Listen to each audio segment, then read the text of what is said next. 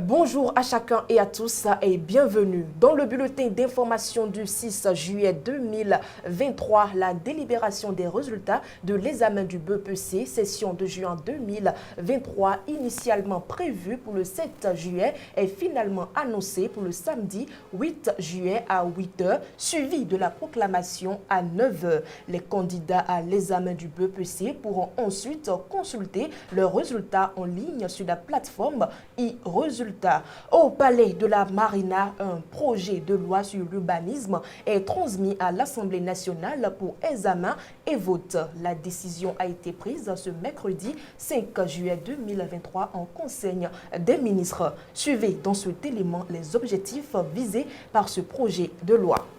Le projet de loi transmis à l'Assemblée nationale selon le communiqué du gouvernement vise plusieurs objectifs. Il s'agit entre autres de favoriser la mise en œuvre des investissements du programme d'action du gouvernement en facilitant la mobilisation de réserves foncières et la réservation de grandes emprises pour les futurs investissements publics dans le cadre de la planification du développement urbain. Il s'agit en l'occurrence de faire le lien entre les impératifs opérationnels à court terme et la vision prospective de long terme pour la promotion des villes durables en cohérence avec les outils d'aménagement du territoire et les règles de l'art en matière d'urbanisme. Il s'agit également d'intégrer aux principes, règles et instruments de planification et d'aménagement urbain les outils de protection et de valorisation des zones sensibles, notamment celles du littoral, d'adaptation au changement climatique et de transmission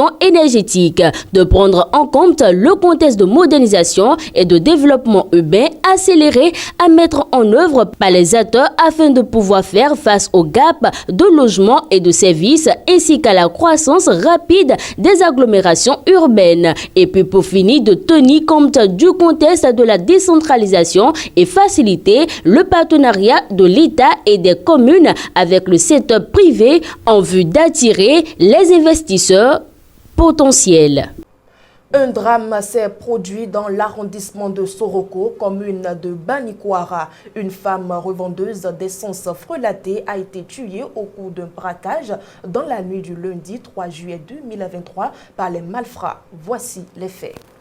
Dans la nuit du lundi 3 juillet 2023, des malfrats se sont introduits dans le domicile d'un couple qui fait le commerce de l'essence de contrebande communément appelée Payor. Le mari ayant vu les hors-la-loi a fui, abandonnant son épouse qui, d'après nos sources, avait les recettes issues de la vente de la journée. En voulant s'échapper aussi, elle a été abattue. Les malfrats, après leur forfait, emportent une moto neuve de marque Haoju et une somme de 200 000 francs CFA. La police, après le constat d'usage, a ouvert une enquête. Le corps de la victime est remis à la famille pour inhumation. Nous ouvrons à présent les nouvelles sportives de cette session informative. Le ministre des Sports, Oswald Omeki, en visite dans la région septentrionale du Bénin, a confirmé la construction du stade international de Parakou. Je le cite, « Ceux qui suivent le dossier de près savent que nous avons reçu maintenant ce qu'on appelle les études. Nous avons sollicité un cabinet d'architectes italiens qui est venu ici à Parakou et qui est allé sur le nouveau site. C'est un projet qui se fera à un moment ou à un autre dans tous les cas. » Fin de citation, a rassuré Oswald Omeki. À l'entendre, la cité des Kobourou représente une certaine valeur pour le Bénin, d'où la nécessité pour le gouvernement de passer à la concrétisation de ce rêve qui vise à doter la ville de Parakou d'un stade international. Nous sommes un gouvernement qui a dit qu'on ferait 22 stades.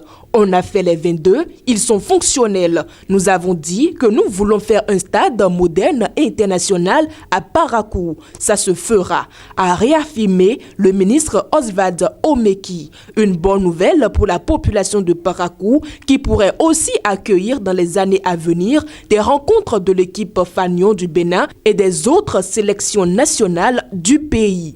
À Lomé, capitale du Togo, 20 athlètes vont défendre les couleurs du pays lors des championnats ouest-africains d'athlétisme qui se dérouleront du 7 au 8 juillet 2023. Cette compétition connaîtra également la participation de 14 autres pays de la sous-région. Ces athlètes composée de 15 hommes et 5 femmes, ont d'ailleurs démarré ce dimanche 2 juillet 2023 un stage de préparation de 5 jours dans le but d'affûter leurs âmes.